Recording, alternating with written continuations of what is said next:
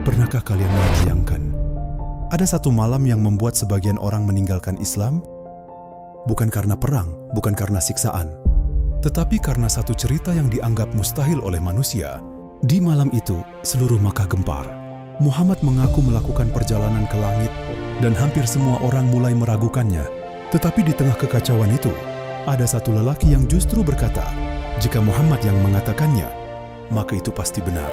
Dan sejak malam itulah, dunia mengenalnya sebagai Asy-Syiddiq. Malam itu, angin gurun berhembus dingin di antara rumah-rumah batu Makkah. Kaum Quraisy belum mengetahui bahwa beberapa jam lagi sebuah kabar akan mengguncang seluruh jazirah Arab. Kabar yang membuat orang-orang tertawa, orang-orang marah, bahkan sebagian mulai meninggalkan keimanan mereka. Karena Rasulullah baru saja menceritakan sesuatu yang melampaui logika manusia. Apakah kalian akan langsung percaya? Atau justru ikut ragu seperti kebanyakan manusia saat itu? Tulis jawaban kalian di kolom komentar.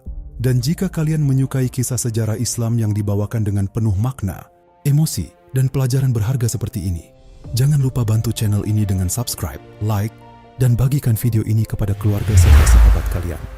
Bismillahirrahmanirrahim. Malam yang mengguncang langit Makkah. Malam itu, Makkah belum tidur. Di sekitar Ka'bah, api obor masih menyala redup. Para pembesar Quraisy duduk berbincang sambil menikmati dinginnya malam gurun. Tidak ada yang menyangka, beberapa jam lagi sebuah berita akan mengguncang seluruh kota. Berita yang membuat sebagian orang tertawa, sebagian marah, dan sebagian lainnya memilih meninggalkan Islam. Karena malam itu, Muhammad mengatakan sesuatu yang terdengar mustahil. Beliau mengaku baru saja melakukan perjalanan dari Masjidil Haram menuju Baitul Maqdis, lalu naik menembus langit dan kembali sebelum fajar.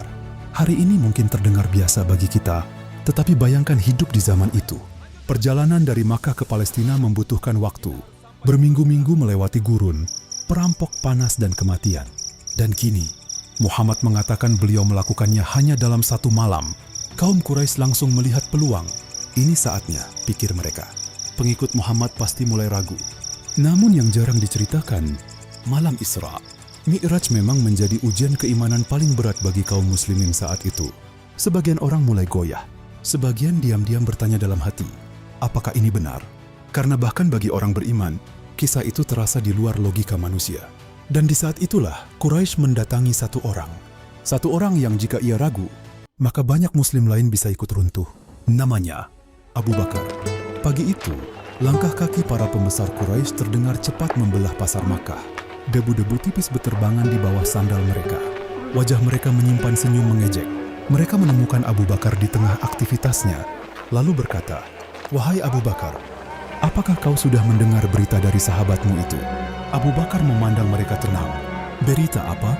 Mereka tertawa kecil. "Muhammad mengaku tadi malam pergi ke Baitul Maqdis, lalu kembali lagi sebelum pagi." Mereka yakin, kali ini Abu Bakar akan goyah. Tetapi yang terjadi justru sebaliknya. Abu Bakar hanya bertanya satu hal, apakah benar Muhammad yang mengatakannya? Mereka menjawab, ya. Dan saat itulah sejarah berubah. Tanpa ragu, tanpa berpikir panjang, tanpa meminta bukti. Abu Bakar berkata, jika Muhammad yang mengatakannya, maka itu benar. Sunyi, wajah-wajah Quraisy berubah. Mereka tidak menyangka jawaban itu. Namun Abu Bakar melanjutkan, aku bahkan mempercayai berita langit yang datang kepadanya pagi dan petang. Maka bagaimana mungkin aku tidak mempercayai perjalanan satu malam? Kalimat itu menghantam Makkah lebih keras daripada ejekan Quraisy sendiri. Dan sejak hari itu, Rasulullah memberinya gelar Asy-Syiddiq, sang pembenar kebenaran. Bukan karena Abu Bakar melihat mukjizat dengan matanya, tetapi karena ia mengenal siapa Muhammad sebenarnya. Ia tahu, lelaki yang tidak pernah berdusta kepada manusia, mustahil berdusta atas nama Allah. Yang menarik, Abu Bakar bukan orang miskin yang tidak punya kedudukan. Ia justru salah satu pedagang sukses Quraisy. Hartanya banyak, kehormatannya tinggi, pendapatnya didengar. Tetapi ketika Islam datang, ia rela mempertaruhkan semuanya. Dan inilah yang sering dilupakan banyak orang.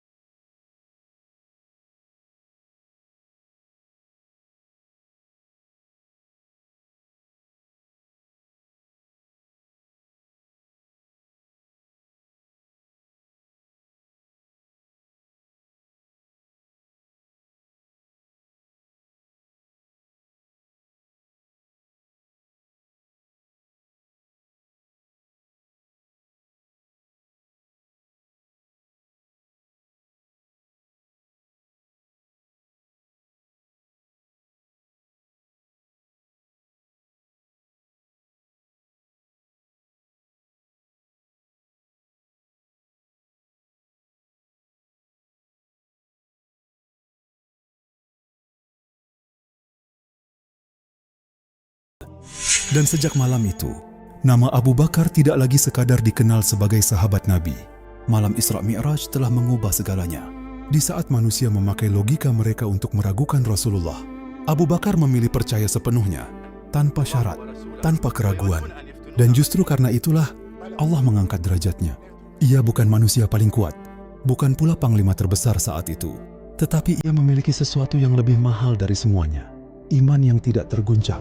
Mungkin itulah sebabnya, hingga hari ini, dunia Islam mengenangnya dengan satu gelar mulia, Asy-Syiddiq, sang pembenar kebenaran. Namun, malam Isra Mi'raj hanyalah awal, karena setelah ini, Abu Bakar akan menghadapi ujian yang jauh lebih berat. Ujian yang akan menentukan apakah Islam tetap berdiri atau runtuh setelah wafatnya Rasulullah.